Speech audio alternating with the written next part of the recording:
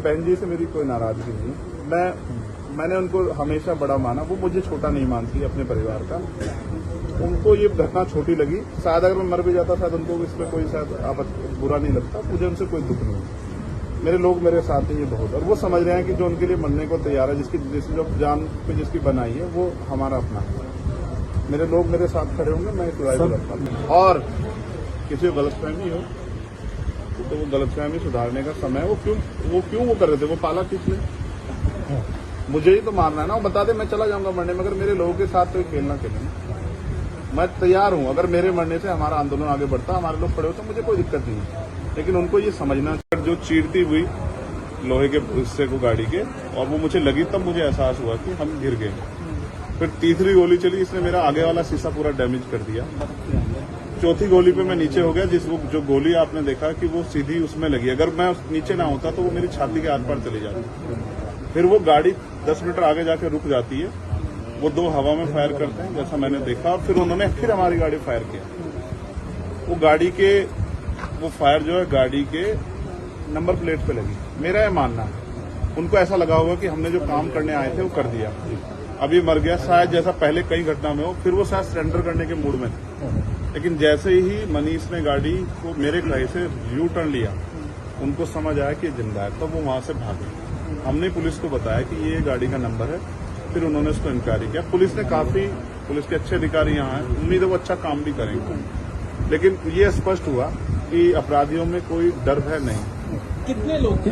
3 लोग। 3 लोग थे। 2 लोग असले से हमला कर रहे थे, एक व्यक्ति गाड़ी चला रहा। चंद्रशेखर जी, कोई थ्रेट कॉल आया हो आपको इससे पहले, कोई धमकी? पिछले कई सालों से आ रही है। मैं लगातार पुलिस को इंटीमेट भी करता रहता हूं। मैंने डीजीपी को भी लिखा, गृह मंत्री को भी लिखा, मुख्यमंत्री को भी लिखा, यहाँ के पहले एसएसपी डीएम थे उनको भी लिखा। लेकिन डीएम साहब जो पिछले थे, अखिलेश सिंह जी, उन्होंने साफ मना कर दिया कि चीफ मिनिस्टर नहीं चाहते चंद्रशेखर को सुरक्षा दी जाए।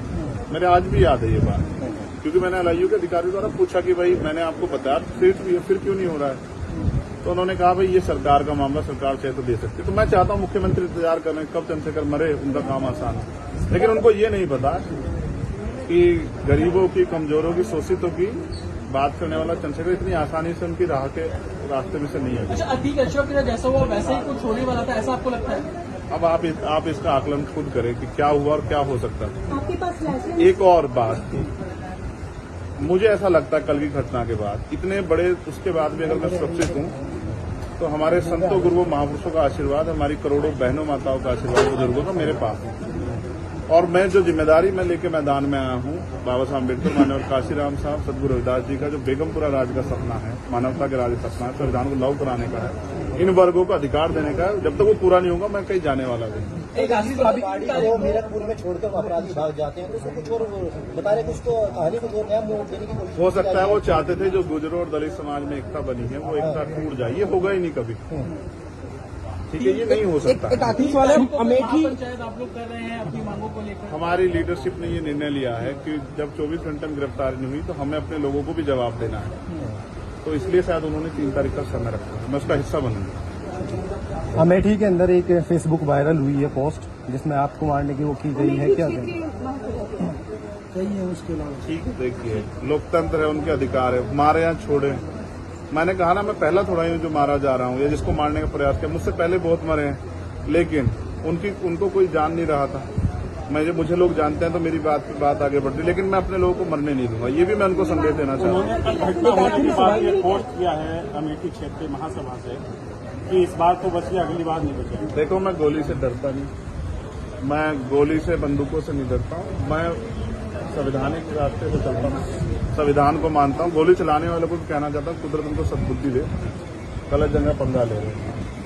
मैं झगड़ा नहीं चाहता, मैं अपने लोगों को भी कह रहा हूँ कल से शांति बना रखो और संविधान के रास्ते चलो। वो हमें डिस्टर्ब करना चाहते हैं कि जो हम राजनीतिक ताकत हमारी बन रही हो कमजोर हो जाए, हम दूसरी दिशा चले जाएं। लेकिन ये भी एक अटूट सत्य है कि हम संविधान के जरिए जवाब देना जानते हैं। और किसी को गलतफहमी हो तो वो गलतफहमी सुधारने का समय है। वो क्यों कर रहे थे, वो पाला किसने?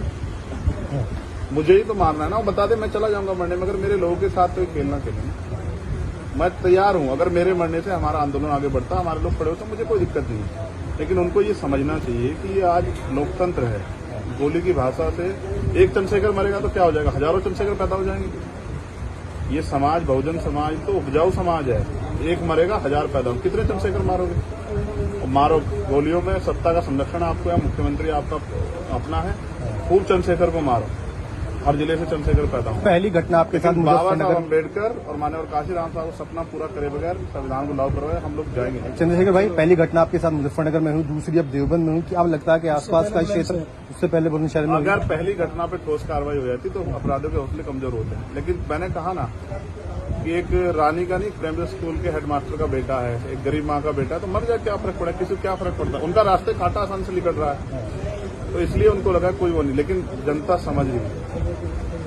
मेरे एक एक खून का जवाब मेरे लोग जो है ना मुझे संरक्षण देके देंगे। एक आखिरी सवाल और सबक सिखाएंगे भारतीय जनता पार्टी की सरकार को, जिसके अब संरक्षण में गुंडे पड़ रहे हैं। एक आखिरी सवाल है, क्या ये पॉलिटिकल अटैक था आपको लगता है? पुलिस जांच कर रही है कि मेरे मरने से किसको फायदा हो सकता है, कौन मुझे चाहता मैं मर जाऊं। पुलिस जांच कर रही है, मुझे उम्मीद है पुलिस फेयर जांच करके, कोई मैनिपुलेट करके नहीं, सही जवाब देगी कि उन्होंने ऐसा क्यों किया। चंद्रशेखर का जो कद बढ़ रहा है देश के अंदर, कई मुख्यमंत्रियों ने भी अब ट्वीट किया है, ओवैसी ट्वीट कर रहे हैं, कई और कर रहे हैं, तो इस चीज को क्या ये लगता है कुछ भी गलत होगा तो लोग बोलेंगे।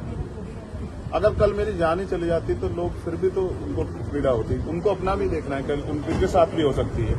ये लाइन ही विचारधारा ही गलत है कि गोली से ऊपर, और ये बीजेपी की भाषा है, गोली मारो सालों को, ये वही उसी को उपजाऊ हो रही है। देखिए बहन जी से मेरी कोई नाराजगी नहीं है, मैंने उनको हमेशा बड़ा माना, वो मुझे छोटा नहीं मानती अपने परिवार का। उनको ये घटना छोटी लगी, शायद अगर मैं मर भी जाता शायद उनको इसमें कोई शायद बुरा नहीं लगता, मुझे उनसे कोई दुख नहीं। मेरे लोग मेरे साथ हैं, ये बहुत, और वो समझ रहे हैं कि जो उनके लिए मरने को तैयार है, जिसकी जो जान पे जिसकी बनाई है, वो हमारा अपना है। मेरे लोग मेरे साथ खड़े होंगे, मैं इस लड़ाई को लड़ता हूं। लगभग सभी दलों के लोग आपसे मिलने आए हैं, कैसा देखते हैं, क्या नहीं, मैं उनका धन्यवाद भाजपा के भी नहीं, विधायक आए मैं हैं। कह रहा हूँ बस सबका धन्यवाद करता हूँ। मगर ये है, मैं ये प्रयास करूंगा कि भविष्य में ऐसा किसी के साथ ना, इसलिए लॉ एंड ऑर्डर की कानून व्यवस्था अच्छी होनी चाहिए, मुख्यमंत्री को ध्यान देना चाहिए। बात चंद्रशेखर की नहीं है, बात इस प्रदेश में हो रही हजारों बहनों के साथ जो अस्मतें लुट रही है, हर महीने रेप हत्याएं हो रही हैं, लोगों की जान जा रही है, सब उन पर वो करता है। तो वो मुख्यमंत्री पद पर बैठे हैं, अगर वो इसको संभाल नहीं पा रहे हैं तो क्या फायदा, फिर उनको इस्तीफा दे देना चाहिए। फिलहाल आप ठीक है, डिस्चार्ज किया जा रहा है? हाँ ठीक है। आपके कार्यकर्ताओं ने आज जो है जगह जगह ज्ञापन दिया है, सहारनपुर में दिया, अगली रणनीति क्या रहेगी किस हिसाब से? कोई रणनीति नहीं, पार्टी के सीनियर लीडर जो तय करेंगे हम लोग उसका काम करेंगे। और दूसरा, मेरे पीठ में जहाँ गोली लगी है वहाँ ड्रेसिंग जारी है, ठीक है, पहले से आराम है, बस एक जलन और घाव है, जख्म वो तो है ही, सांस लेने में दिक्कत थी, बीपी जो है फ्लक्चुएट हो रहा था, फ्लक्चुएट अप डाउन हो रहा था, वो ठीक है पहले से। बहुजन विचारधारा को घर घर तक पहुंचाने के लिए हमारे YouTube चैनल को सब्सक्राइब करें, लाइक करें, कमेंट करें, शेयर करें और बेल आइकन की घंटी दबाना ना भूलें।